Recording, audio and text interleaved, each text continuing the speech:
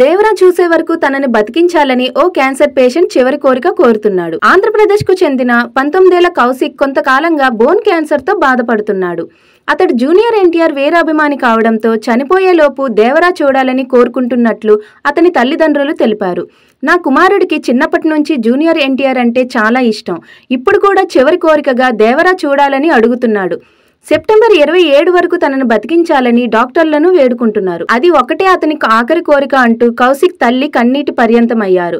తన కుమారుడి వైద్యానికి 60 లక్షలు ఖర్చు అవుతుందని, ప్రభుత్వం దాతలు సాయం చేయాలని ఆమె కోరారు. ఈ వీడియోను షేర్ చేస్తున్న తారక్ అభిమానులు ఆయన్ని ట్యాగ్ చేస్తున్నారు. ఒడిశాలోని పూరిలో గల జగన్నాథ ఆలయంలో కలకలం చెలరేగింది.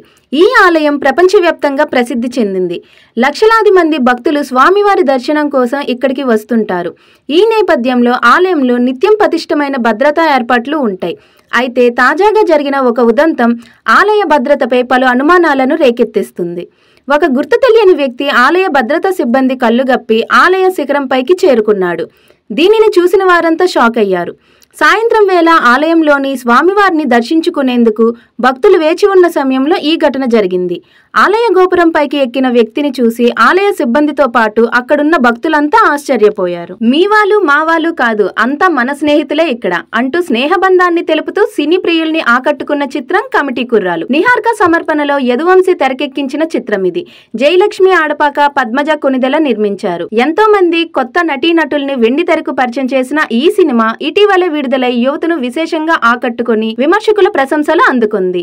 ఇప్పుడు ఈ చిత్రం ప్రముఖ ఓటీటీ ఈటీవీ విన్ వేదికగా ఈ రోజు నుంచి ప్రసారం కానుంది. మరి బాల్యాన్ని గుర్తు చేస్తూ ఈ కమిటీ కుర్రాలు చేసిన సందడేంటి, వారి జాతర విశేషాలేంటో తెలుసుకోవడానికి ఈటీవీ విన్ లో రాబోతున్న ఈ చిత్రాన్ని మీరు చూసేయండి. యుఏఈ వేదికగా జరిగే మహిళల T20 వరల్డ్ కప్ 2024 టికెట్ల రేట్ల వివరాలను ఐసీసీ ఈవేళ వెల్లడించింది.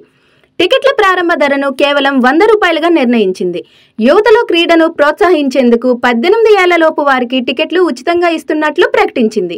టికెట్ల ధరల ప్రకటన సందర్భంగా బుర్జ్ ఖలీఫాపై T20 వరల్డ్ కప్ యొక్క లేజర్ షోను ప్రదర్శించబడింది.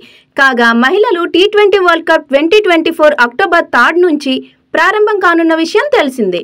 ఈ మెగా టోర్నీలో మొత్తం 10 జట్లు 2 గ్రూపులుగా విభజించబడి పోటీ పడతాయి. 18 రోజుల పాటు సాగే ఈ టోర్నీలో మొత్తం 23 మ్యాచ్లు జరుగుతాయి. ప్రతి గ్రూప్ జట్టు మిగతా 4 జట్లతో ఒక్కో మ్యాచ్ ఆడుతుంది. గ్రూప్ స్టేజ్ మ్యాచ్ల అనంతరం తొలి 2 స్థానాల్లో నిలిచే జట్లు నాకౌట్ దశకు చేరుకుంటాయి. ఆసియా పసిఫిక్ సభ్య దేశాల చైర్మన్ గా కేంద్ర పౌర విమానయాన శాఖ మంత్రి కింజరపు రామ్మోహన్ నాయుడు ఎన్నికయ్యారు. ఢిల్లీలో జరుగుతున్న 2వ ఆసియా పసిఫిక్ మంత్రుల స్థాయి సదస్సులో బుధవారం ఆయన ఎన్నిక ఏకగ్రీవంగా జరిగింది. రామ్మోహన్ నాయుడు పేరును సింగపూర్ ప్రతిపాదించగా భూటాన్ బలపరిచింది. మిగతా సభ్య దేశాలన్నీ ఆమోదం తెలపడంతో ఆయన ఎన్నిక ఏకగ్రీవమైంది.